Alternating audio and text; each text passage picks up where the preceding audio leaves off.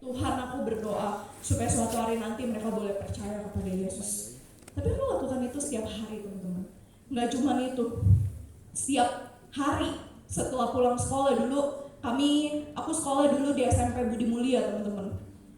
Pertama kali aku jumpa sama Yesus di SMP Budi Mulia. Tapi sejak saat itu aku tahu Tuhan kasih hati aku buat aku menangin Budi Mulia, teman-teman. Tapi aku juga percaya ada hati Tuhan yang sama yang Tuhan juga berikan buat teman-teman ketika hari ini teman-teman sekolah di Tunas Bangsa. Dulu setiap kali pulang sekolah, kami pulang sekolah jam 2 sore. Aku gak langsung pulang ke rumah, teman-teman. Habis pulang sekolah, tahu yang aku lakuin? Aku nunggu sampai semua kelas kosong. Orang-orang semua udah pada pulang. Aku masuk ke kelas-kelas. Buat apa? Aku tumpang tangan dari bangku ke bangku. Aku doain teman-teman aku. Aku masuk ke 7A, 7B, 7C, sampai kelas 8, kelas 9. Aku masuk, aku doain satu persatu. Karena ada sebuah hati yang Tuhan taruh dalam hati aku sungguh-sungguh mau buat aku tuh beritain Yesus, buat aku tuh ceritain tentang Yesus ke teman-teman aku. Mungkin gak gampang juga teman-teman prosesnya, gak gampang. Tapi di sana aku mulai lihat satu persatu teman-teman aku tuh samperin aku, karena aku boleh cerita nggak sama kamu? Oh iya, kenapa? Mereka mulai buka hidup mereka. Mereka mulai buka permasalahan-permasalahan mereka. Mereka buka cerita-cerita hidup mereka. Lu tau nggak? Papa mama gue udah mau cerai. Lu tau nggak? Keluarga gue ngalamin masalah ekonomi kayak gini. Tapi di sana aku lihat teman-teman, Tuhan itu bekerja. Tuhan memberikan kuasa. Bahkan lewat hidup aku ketika aku SMP aku nggak bisa apa-apa. Aku lihat satu persatu teman-teman aku mulai join komsel. Kita rintis komsel Budi Mulia waktu itu. Tapi aku lihat Tuhan tuh tambahin satu orang. Abis itu prosesnya gak gampang juga, teman-teman. Apakah teman-teman pikir proses penginjilan, proses ketika kita jadi saksi Kristus mulus keadaannya? No, enggak. Abis itu teman-teman tahu yang terjadi? Karena teman-teman sekolah aku ada kelompok-kelompok yang gak suka sama aku. Mereka mulai fitnah aku. Mereka mulai tolak aku. Mereka mulai asingin aku. Abis itu mereka bilang gini, jangan mau tau main sama si Farah, anak pendeta dia, so suci dia, jangan mau lu tuh deket-deket sama dia. Dan itu mulai tersebar ke satu sekolah, teman-teman. Sampai aku ingat ada momen aku tuh diasingin sama satu sekolah, aku ditolak sama satu sekolah. Di sana aku mulai pikir gini sama Tuhan, kok kayak gini ya Tuhan? Kayaknya gue tuh sungguh-sungguh loh Tuhan.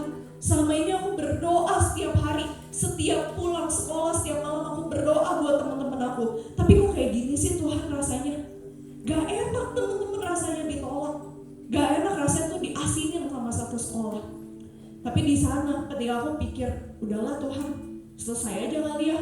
Udahlah Tuhan, gak usah deh nginjil-nginjil lagi, jadi saksi Kristus lagi. Udahlah, gak usah.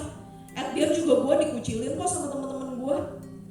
Tapi di sana pas lagi aku udah mau menyerah berkali-kali teman-teman buat aku beritain tentang Yesus, aku tahu Tuhan tuh bicara di hati aku. Tuhan bilang gini, Kara, aku gak pernah menyerah sekali-kali pun buat hidupmu. Mau gak? Kamu juga gak nyerah buat menangin teman-teman kamu. Tapi ketika aku dengerin tuh teman-teman malam itu ketika aku berdoa, aku tuh ada hati Tuhan lagi yang Tuhan taruh di hati aku. Dan aku bilang sama Tuhan, Tuhan, aku mau Tuhan.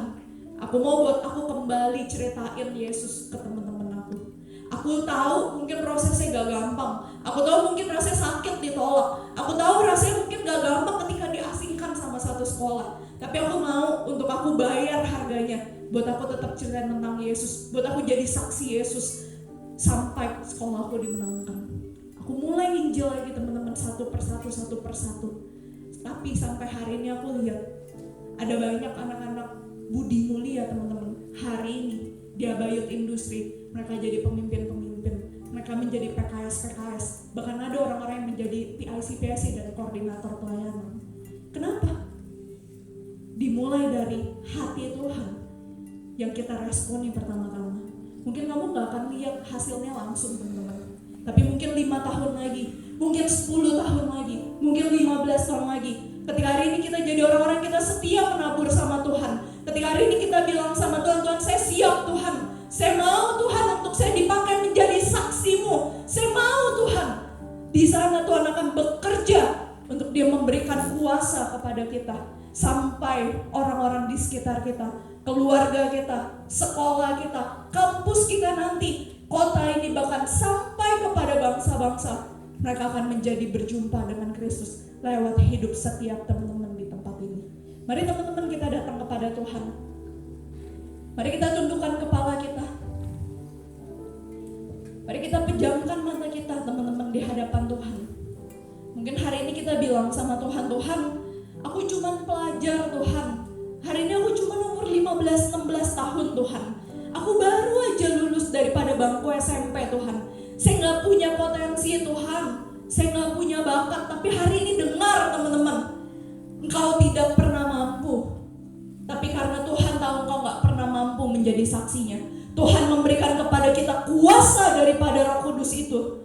Dan Dia yang akan memampukan kita untuk kita menjadi saksi. Ketika kita sungguh-sungguh kita berkata sama Tuhan, saya mau Tuhan, pakai saya Tuhan.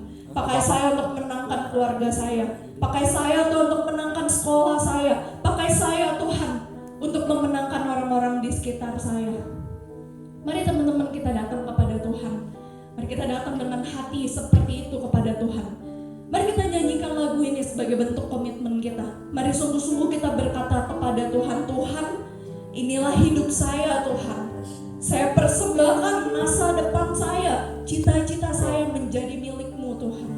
Tuhan, inilah hidupku.